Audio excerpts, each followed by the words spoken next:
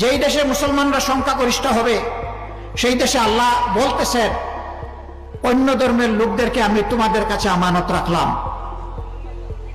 যদি তাদের অধিকার কেউ হরণ করে।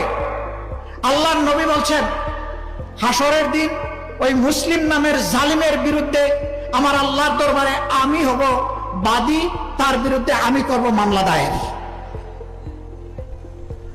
আমরা আল্লাহ তাআলাকে ভয় করি। রাসূলের অনুকরণে মদিনা রাষ্ট্রের মতো একটি রাষ্ট্র বাংলাদেশে প্রতিষ্ঠার স্বপ্ন দেখে জামাত ইসলামী। ওই স্বপ্ন পূরণের জন্য যদি প্রয়োজন হয় জামাত ইসলামী 100 বছর অপেক্ষা করবে, চরমপন্থা অবলম্বন করবে না। মাদের ব্যাপারে ভয় দেখানো হয়, জামাত ক্ষমতায় আসলে সবাইকে একটা করে কালো বুরকা, শুধু চোখ খোলা রাখবে।